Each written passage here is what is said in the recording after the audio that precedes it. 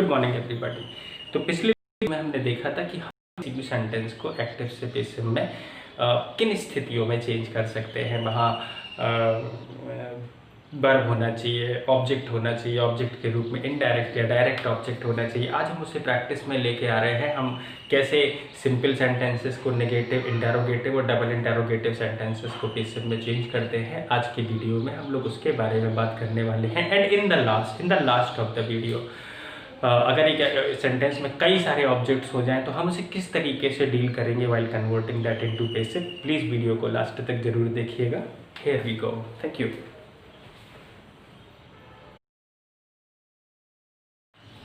तो किसी भी सेंटेंस को पैसिव में हम कैसे बदलते हैं, क्यों बदलते हैं, that we have seen in the last video. और आज के इस वीडियो में कैसे बदलते हैं, मीन्स क्या हमें करना चाहिए सेंटेंसेस को पैसिव में बदलने के लिए। We are going to study that.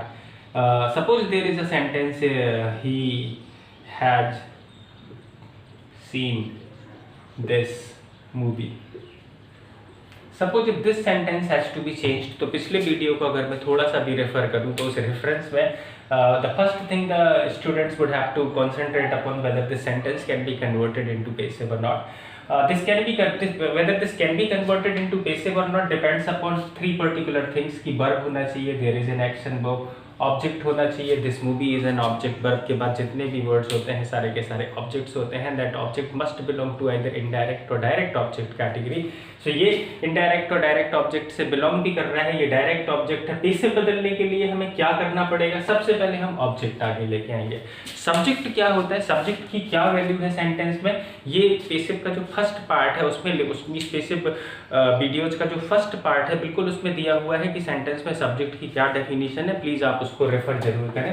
तो सेंटेंस को सबसे पहले पैसिव में बदलने के लिए हमें ऑब्जेक्ट को आगे लेके आना होता है, और जो भी ऑब्जेक्ट हम आगे लाते हैं that object must belong to either indirect category or direct category.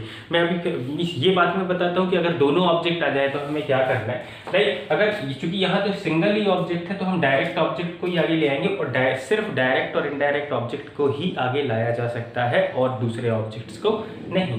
So this movie आगे आ गया। देन हम एक हेल्पिंग वर्ब प्लेस करते हैं। हेल्पिंग वर्ब जो भी हम प्लेस करते हैं, see you must never forget this rule कि जितने भी लैंग्वेज में सेंटेंसेस होते हैं वो सारे के सारे सेंटेंसेस किसी न किसी टेंस से बिलोंग जरूर करते हैं। और tense being basically three, indefinite, continuous and perfect. और जो परफेक्ट कंटीन्यूअस आपने पढ़ा है वो परफेक्ट कंटीन्यूअस का ही एक पार्ट है। The continuous has further been divided into plain continuous and perfect continuous.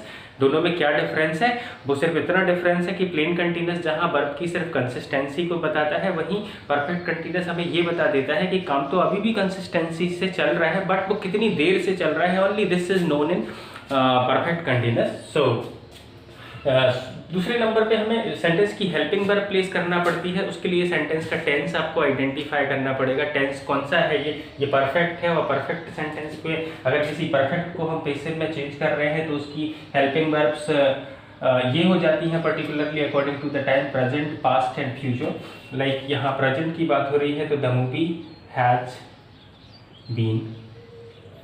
Then हम वर्ब की थर्ड फॉर्म प्लेस करेंगे। ऑलरेडी वर्ब की थर्ड फॉर्म वहाँ दी गई है, सीन। फिर हमें बाई लगा के सब्जेक्ट प्लेस करना पड़ेगा। जो भी इसका सब्जेक्ट है ही, उसका ऑब्जेक्टिव केस हम प्लेस कर देंगे वाई। That is all. तो इस तरीके से ये सेंटेंस पैसिव में चेंज हो गया। Now I am writing another sentence that may help you in understanding कि he can not help you. Now let's convert this sentence into passive. तो चेंज करने के लिए सबसे पहला काम जो हमको करना पड़ेगा वो ये कि यहाँ हमें ये पता लगाना पड़ेगा कि the sentence that we are going to change into passive whether it has the qualifications और not. There is an action verb, there is an object, and that object since it is a person it belongs to indirect object category, मतलब passive में बदल सकता है। दूसरे number का आपका काम है कि आपको इसमें टेंस को आइडेंटिफाई करना पड़ेगा कि ये कौन से टेंस में है। सिंस यहाँ वर्ब की फर्स्ट फॉर्म फॉलो की जा रही है, ये इंडेफिनिट के अलावा और कुछ नहीं हो सकता, तो ये इंडेफिनिट हो गया। अब पैसिव में बदलते हैं। आप ऑब्जेक्ट सबसे पहले लेके आते हैं यू। देन आपको हेल्पिंग वर्ब प्लेस करना पड़ेगी। जितने भी मॉडल्स होते हैं अगर वो बेसिक फॉर्म में अपनी रखे हुए हैं तो चूंकि इंडेफिनिट है, जितने भी मॉडल्स के साथ सेंटेंसेस बने होंगे उनके साथ एक नई हेल्पिंग वर्ब, नया वर्ड जुड़ जाएगा be, so you can not be. अच्छा, एक और चीज़ आप याद रखें इनके साथ कि जब हम नॉट लगाने की बात करते हैं, अगर कभी किसी सेंटेंस में आप नॉट लगा रहे हो, सपोज अगर आपकी हेल्पिंग वर्ब जो है वो single word, double word, triple word या 4 वर्ड्स की है, 4 वर्ड्स से ज़्यादा बड़ी हेल्पिंग वर्ब नहीं होती। यहाँ पे आपकी हेल्पिंग वर्ब हो गई 2 वर्ड्स की, यहाँ पे आपकी हेल्पिंग वर्ब हो गई विल हैव बीन 3 वर्ड्स की, और मोर प्रोबेबली जो मैक्सिमम जो वर्ड्स हैं वो हो सकते हैं shall have to be, will have to be etcetera. तो ये 4 वर्ड की हेल्पिंग वर्ब हो गई। जब कभी भी आपको नॉट की प्लेसिंग करना हो, नॉट हमेशा हेल्पिंग वर्ब के बाद ही आता है सेंटेंस में, तो नॉट लगाने के लिए जो भी सेंटेंस में जितनी भी बड़ी हेल्पिंग वर्ब हो आपको सिर्फ फर्स्ट वर्ड ही ढूंढना है, फर्स्ट वर्ड के बाद आप नॉट लगाएंगे। लाइक यहाँ 2 वर्ड्स थे तो इज नॉट बीन हो गया, यहाँ 3 वर्ड्स की है तो हमें फर्स्ट वर्ड के बाद ही नॉट लगाना है, विल नॉट हैव बीन। यहाँ 4 वर्ड्स की है तो आपको फर्स्ट वर्ड के बाद ही लगाना है, shall not have to be और एटसेट्रा। सो इसको जब पेसिव में बदला तो you can not be, then verb की थर्ड फॉर्म हम प्लेस करते हैं helped by you, that is all। Sentence आपका कन्वर्ट हो गया। तो हमने अभी सिंपल सेंटेंस को, पिछला वाला सेंटेंस सिंपल हमने पेसिव में चेंज किया था। स्ट्रक्चर यही है, ऑब्जेक्ट आगे लेके आना पड़ेगा, जो भी टेंस होगा उसके हिसाब से हेल्पिंग वर्ब प्लेस करना पड़ेगी। पेसिव वर्ब की हमेशा थर्ड फॉर्म को फॉलो करता है, दैट थर्ड फॉर्म वहाँ जरूर हमें प्लेस करना पड़ेगी इन पेसिव, और जो भी सब्जेक्ट है उसका हम बाई लगा के पीछे प्लेस कर देंगे। अब आया तीसरा सेंटेंस। सपोज आपका सेंटेंस इंटरोगेटिव है। अच्छा, इंटरोगेटिव हमेशा ही 2 तरीके के होते हैं, एक सिंगल इंटरोगेटिव होता है और दूसरा डबल इंटरोगेटिव होता है। सिंगल इंटरोगेटिव सेंटेंसेस होते हैं आपके single interrogative and double interrogative. Single और डबल इंटरोगेटिव सेंटेंसेस में यूजुअली डिफरेंस आपका ये है कि सिंगल इंटरोगेटिव सेंटेंस का स्ट्रक्चर होता है आपका हेल्पिंग वर्ब, सब्जेक्ट, वर्ब और ऑब्जेक्ट। और वैसे इसको मैं डेफिनेशन से अगर बताने की कोशिश करूँ आपको, and that you will find in many grammatical books, की इंटरोगेटिव जो सेंटेंसेस हैं, 5 वेराइटीज ऑफ सेंटेंसेस में से इंटरोगेटिव जो सेंटेंसेस हैं वो इंटरोगेटिव सेंटेंसेस यूज किए जाते हैं सेंटेंस में किसी से, if something is asked to somebody। Assertive sentences are used to answer the question, interrogative sentences are used for asking the question to somebody। तो जब भी किसी से कुछ क्वेश्चन पूछने के लिए हम कोई सेंटेंस बोलते हैं वो इंटरोगेटिव है। इफ द क्वेश्चन, और अब सिंगल और डबल इंटरोगेटिव में क्या डिफरेंस है कि अगर जिस क्वेश्चन का answer you can answer in yes और no, repeating, the question that can be answered in yes or no are known as single interrogative, and the questions that cannot be answered in yes or no are known as double interrogative। Repeating, the questions that can be answered in yes or no are called single interrogative, or the questions that cannot be answered in yes or no are called double interrogative। Suppose if I ask you a sentence and that sentence is कि have you seen the Taj? आप इसका जवाब yes or no में दे सकते हैं। Have you seen the Taj? Yes, no, that's all. मतलब if you can answer the question, आप इसी स्ट्रक्चर को फॉलो करेंगे, that belongs to single interrogative, जिसमें हेल्पिंग वर्ब, सब्जेक्ट, वर्ब और ऑब्जेक्ट। हम चाहें तो इसे स्ट्रक्चर से भी we can identify. The second portion double interrogative, when did you see the Taj? तो यस का answer, when did you see the Taj, कब देखा था? Yes, no, we can not answer that question in yes और no, and since the question can not be answered in yes और no, वो double interrogative होगा। अच्छा, double interrogative में भी स्ट्रक्चर में कोई चेंज नहीं है, वहाँ भी हेल्पिंग वर्ब, सब्जेक्ट, वर्ब और ऑब्जेक्ट ये होते ही हैं, बट इनके साथ साथ जो क्वेश्चन वर्ड लग गया, लाइक अपने सेंटेंस में कब देखा था, तो वो कब, जो व्हेन, उस क्वेश्चन वर्ड को हम यहाँ प्लेस कर लेंगे। सो जस्ट ये सिंगल और डबल इंटरोगेटिव का फ्रेम है। अगर किसी सेंटेंस जिस सेंटेंस का पेसिव आप बदल रहे हैं, अगर वो सिंगल या डबल इंटरोगेटिव है, like are you writing a story, Are you writing a story? Interrogative हो गया। Whether it is single interrogative and double interrogative can be understood by understanding the language first of all, और दूसरा, if the sentence is starting with a helping verb along with a question mark in the last, तो हम उसे single interrogative का ही consideration देंगे। Like अब हम इसे पेसिव में चेंज करते हैं, तो जब हम किसी इंटरोगेटिव सेंटेंस को पेसिव में चेंज करते हैं तो वही नियम है, हेल्पिंग वर्ब आगे आ जाएगी, यही प्लेसिंग चलेगी वहाँ भी। हेल्पिंग वर्ब आगे आ जाएगी, लास्ट में एक क्वेश्चन मार्क। हेल्पिंग वर्ब आगे आ जाएगी, देन हम ऑब्जेक्ट प्लेस कर देंगे। वो वही नहीं रूल्स हैं जैसा हम एक्चुअली पर्टिकुलरली फॉलो कर रहे थे। तो इसे अगर हम पेसिव में चेंज करने की कोशिश करें, पहले तो वही क्वालिफिकेशंस देखना पड़ेगी, बदल सकता है या नहीं बदल सकता है। यस, एक्शन वर्ब है, डायरेक्ट ऑब्जेक्ट है, पेसिव में बदल सकता है। ए स्टोरी आगे ले आएंगे हम। अब चूंकि सेंटेंस आपका इंटेरोगेटिव है और इसका पेसिव भी इंटेरोगेटिव भी बनेगा, तो कंटिन्यूस है। पेसिव जब जाता है तो एसएमआर के साथ बीइंग को फॉलो करता है, वॉच वर्ब के साथ बीइंग को फॉलो करता है। सो हम यहाँ हेल्पिंग वर्ब फॉलो करेंगे। अच्छा, जो रूल नॉट के साथ है, लाइक सपोज एक किसी सेंटेंस में आपको नॉट लगाना है और उसकी प्लेसिंग जो होगी वो हेल्पिंग वर्ब के बाद ही होगी। सपोज अगर आपकी हेल्पिंग वर्ब डबल, ट्रिपल या 4 वर्ड्स की है तो आप सिर्फ फर्स्ट वर्ड के बाद ही उसे प्लेस करते हो। In the same way interrogative sentences में भी ऐसा है कि in case you want to make a sentence interrogative, तो इंटेरोगेटिव में सपोज अगर आपकी हेल्पिंग वर्ब ट्रिपल वर्ड की है, विल हैव बीन, तो पूरी की पूरी हेल्पिंग वर्ब आगे नहीं आ जाएगी। इंस्टेड हमें सिर्फ जितनी भी हेल्पिंग वर्ब है, लाइक इसको अगर पेसिव में चेंज करेंगे, ए स्टोरी आगे आएगी। सिंस प्रेजेंट कंटीन्यूअस है, सब्जेक्ट की सिंगुलैरिटी के बेसिस पे इज आएगा, इज के साथ बीइंग हमें प्लेस करना पड़ेगा क्योंकि हम पेसिव बदल रहे हैं। डबल वर्ड की हेल्पिंग वर्ब होगी, तो जब हम इसे पेसिव में बदलेंगे तो हम सिर्फ फर्स्ट वर्ड आगे ले आएंगे और दूसरा वर्ड अपनी जगह पे ही रखा रहेगा। दूसरे mean second word own words, मतलब सपोज अगर ये 3 वर्ड्स की भी होती तो हम सिर्फ विल आगे ले आते, हैव बीन अपनी जगह पे ही रहता। सिर्फ सेल आगे ले आते, हैव टू बी अपनी जगह पे रहता है। और सिंगल वर्ड होगा तो सिंगल वर्ड आगे आ जाएगा। That's all. Is a story being verb की थर्ड फॉर्म फॉलो करेंगे, रिटन। सब्जेक्ट को बाय लगा के पीछे प्लेस कर देंगे, by you, and the sentence is made interrogative. तो ये सारे सेंटेंसेस के मैं एक सेंटेंस और मैं डबल सिंगल इंटरोगेटिव ही मैं चेंज करके फिर से बताता हूँ आपको। Like can you help me, passive में चेंज करते हैं, सिंगल इंटरोगेटिव है, starting with the helping verb and can be answered in yes और no by the way. So passive में चेंज करते हैं। पेसिव में चेंज करने के लिए ऑब्जेक्ट को हमें आगे लेके आना पड़ता है। ऑब्जेक्ट में इसीलिए पहले आगे ले आ रहा हूँ ताकि हेल्पिंग वर्ब को डिसाइड करने में we must not have any difficulty.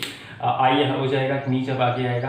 Can को जब हम पेसिव में चेंज करेंगे तो कैन मीन्स चूंकि प्लेन मॉडल है, मॉडल के साथ अगर इंडेफिनिट का है, अगर वो पेसिव में जाएगा तो उसके साथ बी लग जाएगा। सो ये हो जाएगा can I be. Verb helping verb आ गई, ऑब्जेक्ट आगे आ गया। देन हमें वर्ब की थर्ड फॉर्म प्लेस करना पड़ेगी, तो वर्ब है हेल्प, हेल्प की थर्ड फॉर्म हो जाएगी हेल्प्ड बाय, सब्जेक्ट आ जाएगा वहाँ पे you, the sentence is made. तो ये तो हो गया सिंगल इंटरोगेटिव के बारे में। नाउ अगर हम डबल इंटरोगेटिव की बात करें, सपोज आपका सेंटेंस डबल इंटरोगेटिव हो जाए, like how can you help मी। तो हाउ कैन यू हेल्प अगर डबल इंटरोगेटिव भी हो जाए जिसमें क्वेश्चन वर्ड की मेंशनिंग रहती है, तो you need not worry much. आप तो बस उसके साथ जैसा क्वेश्चन वर्ड वहाँ आगे प्लेस है, ऐसे ही क्वेश्चन वर्ड आप आगे प्लेस कर दीजिएगा और सेंटेंस आपका पेसिव में चेंज हो जाएगा। मैं एक और एग्जाम्पल से आपको समझाता हूँ। लाइक डबल इंटरोगेटिव के लिए मैं बता रहा हूँ कि why do you play cricket. अगर इस सेंटेंस को हमें पेसिव में चेंज करना पड़े तो जब हम इसे पेसिव में चेंज करेंगे डबल इंटरोगेटिव, तो अभी आप क्वेश्चन वर्ड को बिल्कुल मत छेड़िए। आप सिर्फ do you play cricket as single interrogative इसे बनाने की कोशिश करिए। जब हम इसे बनाएंगे हम क्रिकेट को आगे लाएंगे। टेंस कौन सा है? प्रेजेंट इंडेफिनिट है। प्रेजेंट इंडेफिनिट पेसिव में जाता है, इज एम आर को फॉलो करता है। इज क्रिकेट वर्ब की थर्ड फॉर्म चली जाएगी प्लेड। अच्छा, हेल्पिंग वर्ब आगे लाना नेसेसरी इसीलिए है क्योंकि बिना इसके सेंटेंस कभी इंटेरोगेटिविटी को कैरी कर ही नहीं सकता। इज क्रिकेट प्लेड, सब्जेक्ट को हमने बाई लगा के पीछे रख दिया, by you question mark in the last. और जो क्वेश्चन वर्ड था इसका, तो हम जैसा उसमें एक्टिव में आगे रखा हुआ था ऐसे हम उसे पेसिव में भी आगे रख देते हैं। That's all. तो why do you play cricket passive बनेगा, why is cricket played by you. ये हो गया सेंटेंसेस को एक्टिव से पेसिव में चेंज करने का तरीका कि हम कैसे करते हैं। अब अगला वीडियो हम लोग इसके पिन पॉइंट्स के बारे में देखने वाले हैं। मैं कुछ सेंटेंसेस के साथ आपको छोड़ रहा हूँ, आप उन सेंटेंसेस को चेंज करिए। चेंज करने के बाद जब जैसी नेक्स्ट वीडियो पे हम आएंगे, उन नेक्स्ट वीडियोज़ पे I will let you know कि इंटेरोगेटिव सेंटेंसेस के साथ कुछ पर्टिकुलर रूल्स भी हैं। Thank you very much. एक सेंटेंस में ज़रूर आपको फैमिलियर कराना चाहूँगा और means why I have added this separately, वो इसको देख के आपको लगेगा कि हाँ ये क्यों ज़रूरी है। अगर कभी एक सेंटेंस में एक से ज़्यादा ऑब्जेक्ट आ जाए, वैसे तो ऑब्जेक्ट्स का पर्टिकुलर रूल है कि जब भी हम किसी सेंटेंस को पेसिव में चेंज करते हैं तो पेसिव में चेंज करने के लिए हमें 3 क्वालिफिकेशंस को फॉलो करना है। उसमें कि 3 क्वालिफिकेशंस होना चाहिए, वर्ब होना चाहिए, ऑब्जेक्ट होना चाहिए, देयर आर 4, और ऑब्जेक्ट के रूप में इनडायरेक्ट और डायरेक्ट ऑब्जेक्ट होना चाहिए। अगर आप if you look at this sentence, there are 4 objects, the verb is give, today is adverb of time, in school since it is being used with a preposition, तो ये adverbial object है। अब direct object है और you indirect object है। जो rule है sentence को पेसिव में चेंज करने का कि एक सेंटेंस में इनडायरेक्ट या डायरेक्ट ऑब्जेक्ट होना चाहिए, बाई चांस यहाँ दोनों है, यहाँ इनडायरेक्ट ऑब्जेक्ट भी है और डायरेक्ट ऑब्जेक्ट भी है, ऐसी सिचुएशन में what we should do and what exactly is the rule, ये इसी सेंटेंस के साथ हम सीखते हैं। अगर एक सेंटेंस में इनडायरेक्ट और डायरेक्ट दोनों ऑब्जेक्ट दिए गए हैं तो पेसिव का बाय डिफॉल्ट रूल है कि हम उससे पेसिव में तो चेंज इनडायरेक्ट और डायरेक्ट दोनों ऑब्जेक्ट को आगे लाके कर सकते हैं। They both can be use, they both are applicable. तो इसको पेसिव में बनाते हैं, सबसे पहले इनडायरेक्ट ऑब्जेक्ट को आगे लाके, ये बनेगा यू, देन इंडेफिनिट है फ्यूचर से, विल बी, ये लगेगी, वो आप वीडियो के इनिशियल पार्ट से समझ गए होंगे।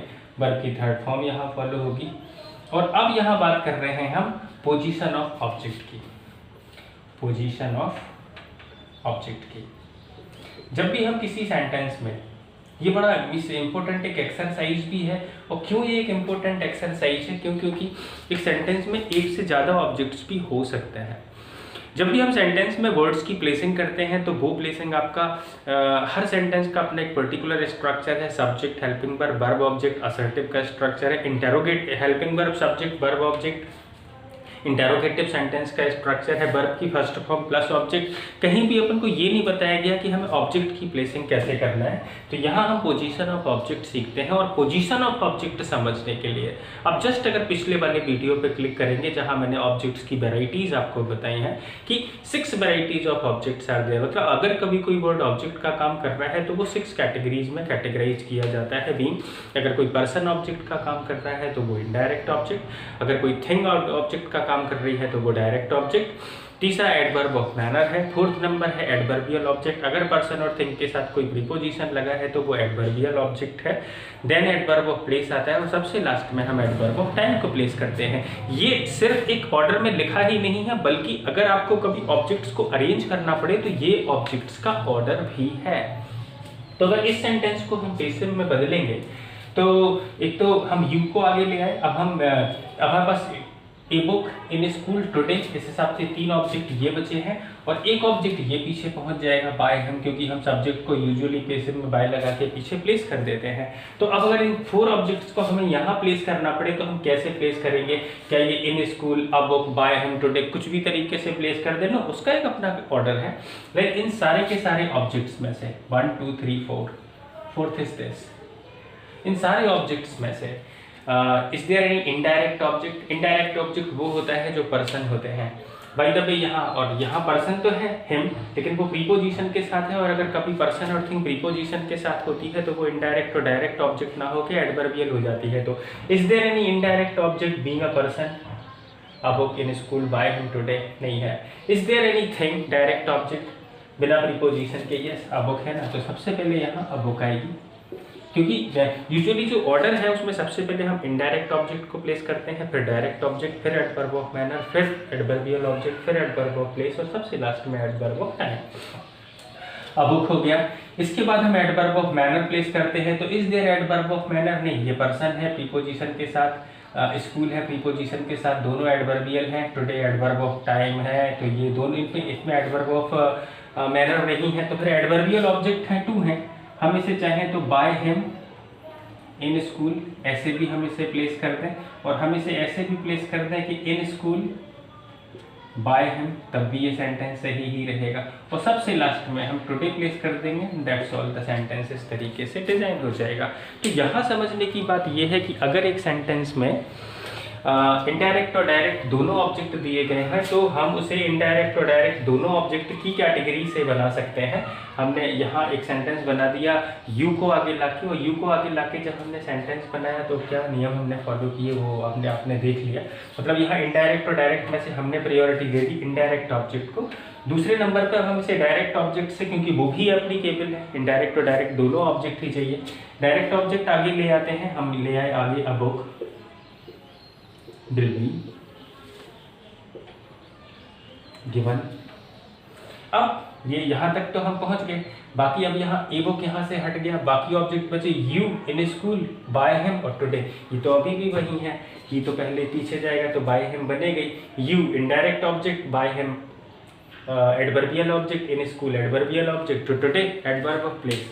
अब यहाँ पे जो नियम है वो ये है कि यह एक रूल आपको हमेशा याद रखना पड़ेगा कि अगर एक सेंटेंस में इनडायरेक्ट और डायरेक्ट दोनों ऑब्जेक्ट दिए गए हों, जैसे यहाँ दिए गए थे, अगर एक सेंटेंस में इनडायरेक्ट और डायरेक्ट दोनों ऑब्जेक्ट दिए गए हों तो उसे पैसिव में चेंज करते समय प्रायोरिटी आप हमेशा इनडायरेक्ट ऑब्जेक्ट को दीजिए।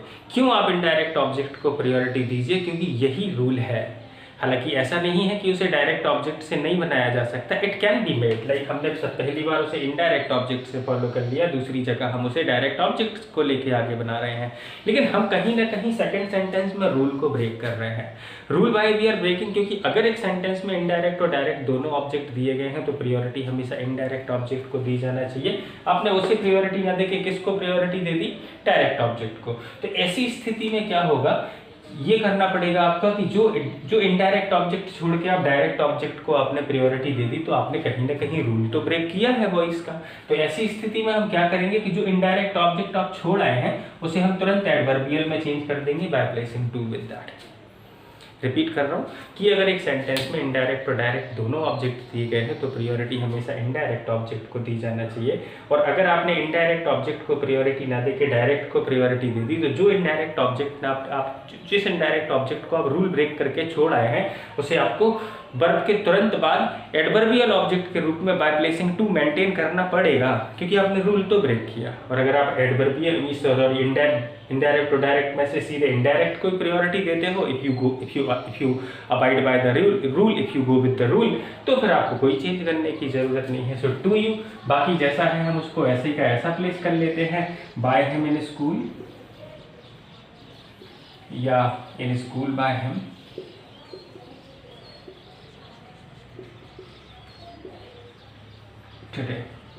तो ये एक सेंटेंस क्यों जरूरी था? क्योंकि अगर एक सेंटेंस में इनडायरेक्ट और डायरेक्ट दोनों ऑब्जेक्ट आ गए हैं तो उसे बेसिस में हमें कैसे चेंज करना है। Please go with that. Thank you very much.